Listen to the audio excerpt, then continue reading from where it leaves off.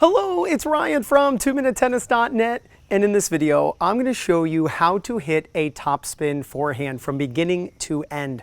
Now, I would highly recommend that you get the app Coach's Eye. This is going to allow you to film yourself, be able to do a before and after side-by-side comparison of what your forehand used to look like and what your new forehand is going to be after watching this video.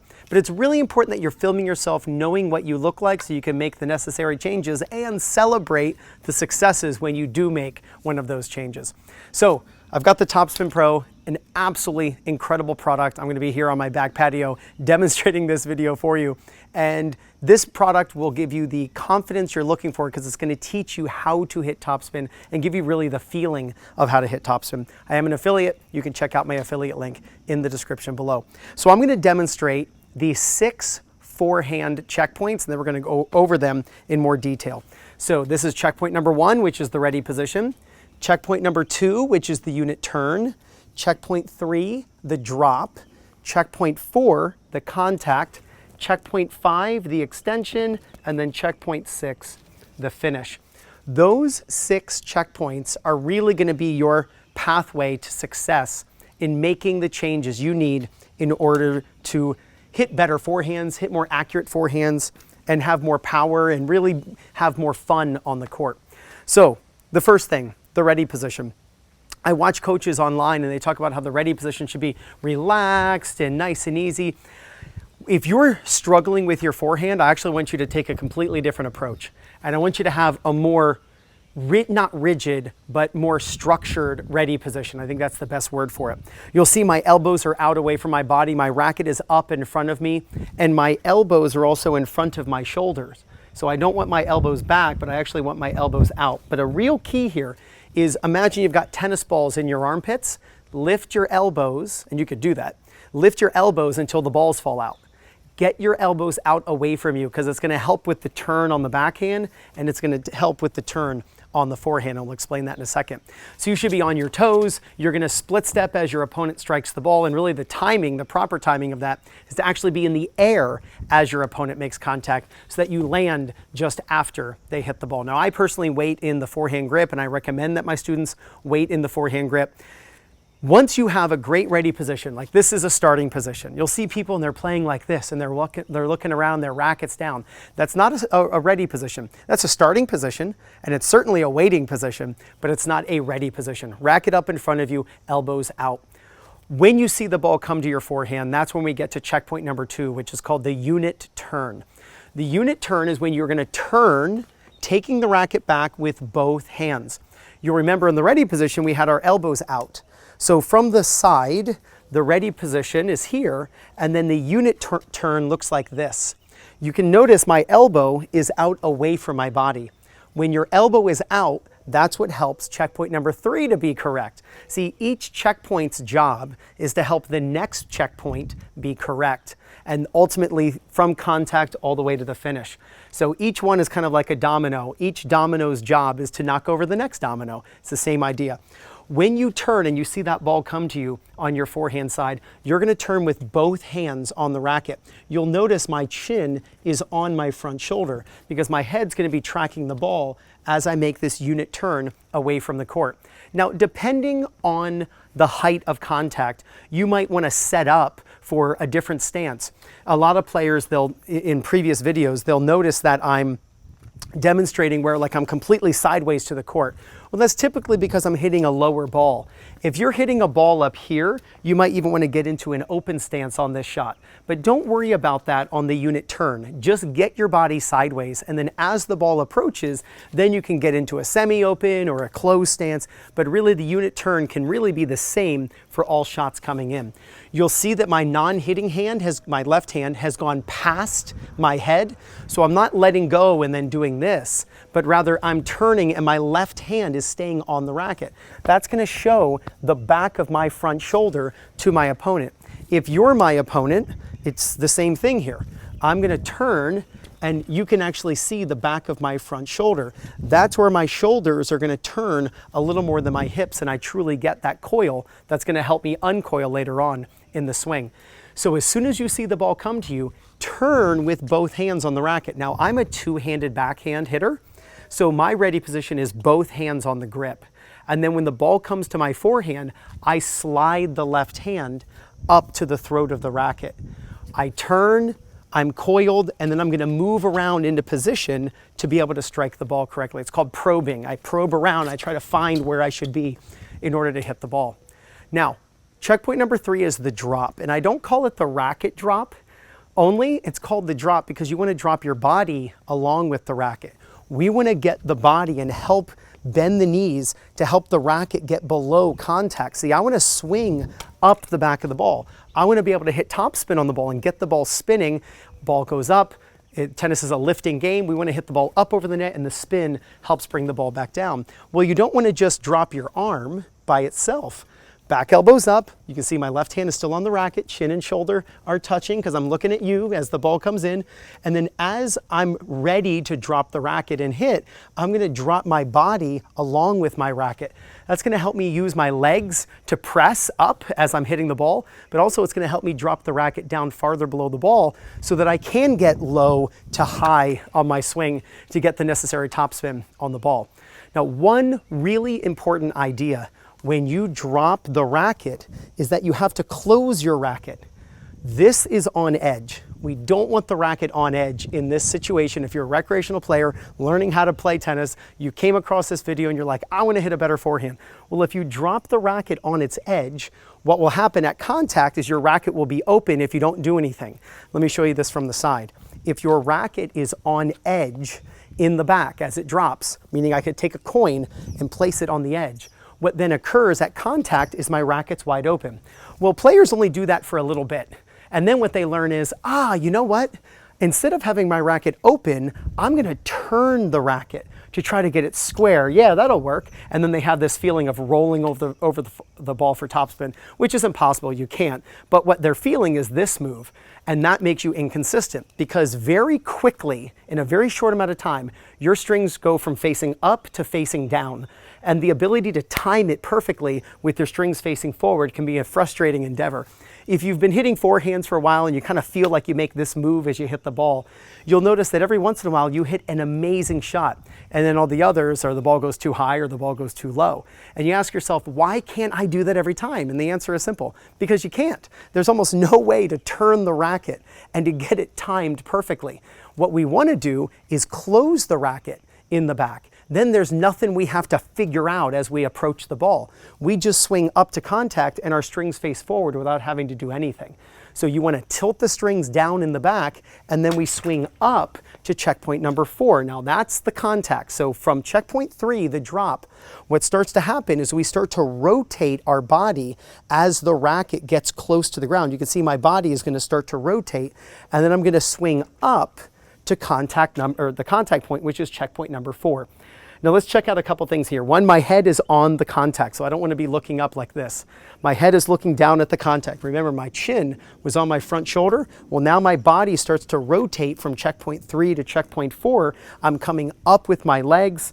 You'll notice I'm looking at the ball, but my non-hitting hand, look at this, is rising. Look how my left hand, my non-hitting hand, is going up.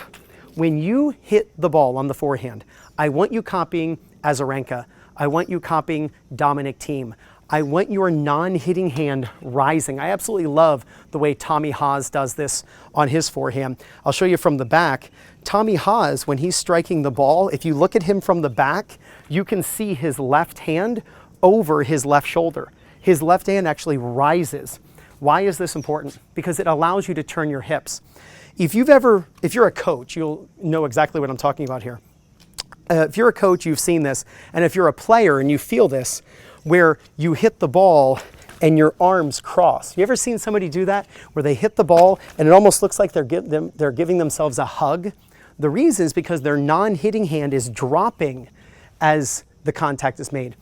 I would say about 5-6 years ago, I wish I would have figured this idea out sooner, but about 5 or 6 years ago, I started noticing a big difference between the height of the contact between the left arms of high-level players and the left arms of beginners or lower-level players, and players who could be high-level if they made the necessary changes. And I started noticing that the higher the non-hitting hand, the higher the level. So Roger Federer has his arm up here. Serena Williams, she has her arm up here, right? George and Sue and Mary and Paul and really nice people who are teachers and doctors and lawyers and construction workers and stay-at-home dads, you know, they have their non-hitting arm down here, and that's probably you looking, you know, through YouTube on how to improve. So I want you to practice raising your left hand. One little drill you can do is to actually practice swinging a forehand, but have your hands on opposite sides of the racket, and just practice turning the back foot on the toe so you're low, right? Checkpoint number 3. And then I'm going to mimic this upward movement as I hit the ball. And by having my left hand at the end of the racket, I feel what it's like to have my left hand go up as a right-hander. Go up. I want to do that. I want my left hand rising, because when it falls, I'm going to not be able to turn my hips, and I'm going to end up hugging myself as I hit the ball. It's one reason why I ask people to actually catch, and this is kind of foreshadowing, but catch the racket in their non-hitting hand. They'll say, well, why does that matter? I don't see the pros doing it, or, you know, the ball doesn't know you caught. You're right, but the ball does know that you turned your hips, and lifting that arm helps you turn your hips, and catching the racket helps you lift the arm. So it will help that. Now, as you're striking the ball, you are looking to spin up the back. So that's the beauty of the Topspin Pro. You can see the ball spinning. So as you're striking the ball, the goal is to get the ball to spin over itself. And if you have the Topspin Pro, it's a great way to practice. So you want to go up, making the ball spin. So I can just practice the contact, getting that ball to spin over itself. So again, I get to see what topspin looks like, and I get to feel the friction of the strings going up the back of the ball. Now, the extension. This is important. After you hit the ball, you should have the feeling that your racket goes up. Let me ask you a question. Which part of the swing is steeper when it comes to pro technique? The part of the swing prior to contact, or the part of the swing after contact? Which part of the swing is steeper, meaning going more up? What I see most players, and it looks like they're trying to copy, is it looks like they're trying to make their upward swing steeper prior to contact, and then when they get to the ball, go across. It might be because they don't close the racket face enough, so they're trying to do that roll idea that I mentioned a couple minutes ago. But the idea is simple. I want you to have the feeling that after you hit the ball, your racket goes up, that your racket moves toward the sky. The ball spins the direction you swing. So we want the ball to spin over itself. So I'm hitting the back of the ball, which means the back of the ball's got to go up and the front of the ball goes down. So I need to be going up as I hit the ball. And so I like to tell people with the extension is to get the racket to go up in the air. And I don't care if you're using an open stance, I don't care if it's a closed stance fallout, or it's a mogul stance where you're going to practice a mogul. You have to get that racket to go up. And by the way, the ball's still spinning. The ball's been spinning this whole time. I don't know if the camera's showing that, but I'm going up as I'm striking the ball. You want to go up as you're hitting. And that's why I like to tell people the extension then is up, that you extend up after you hit the ball. So that's checkpoint number 5 is the extension, that you're extending up after contact, that you are following through the direction you were going while striking the ball.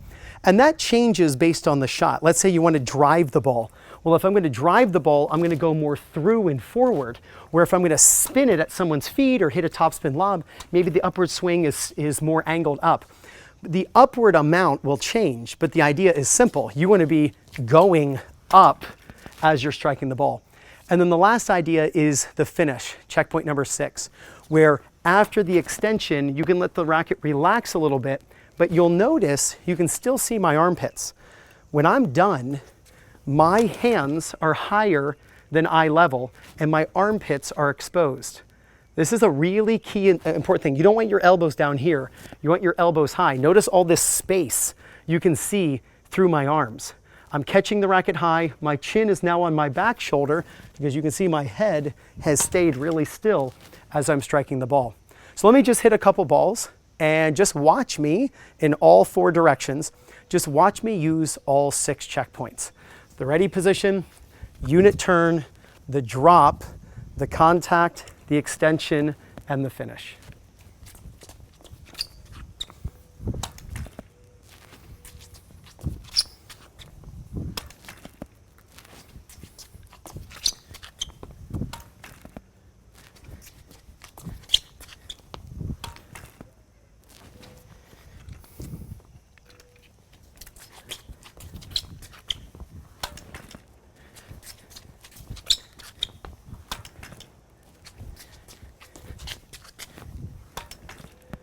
do one open stance.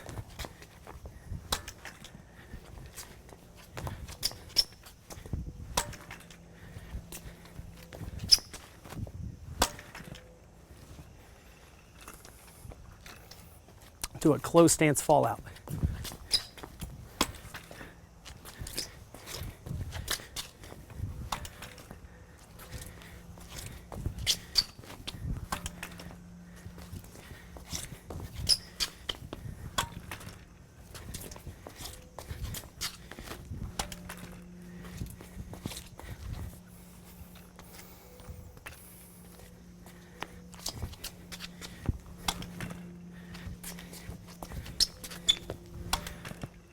Beautiful Sunday morning here. This is actually nice. Just hitting some topspin forehands by myself, working on my game. Awesome. First off, if you found any value in this video whatsoever, it would mean the world to me if you just hit the like button, maybe wrote a comment, send this video to a friend, and definitely subscribe to the channel. Go out, get the app Coach's Eye, film yourself. Know what you look like. Get the Topspin Pro. You can do exactly what I'm doing, is practicing your technique by yourself at your house. If you're a coach, you need to get your students using this as well. They'll learn the forehand and topspin so fast. But if you film yourself and compare what you used to do to the new swing based on what you just learned in this video, there's no doubt you're going to gain confidence, win more matches, and play much better tennis. This is Ryan Reedy from 2minutetennis.net. You got this.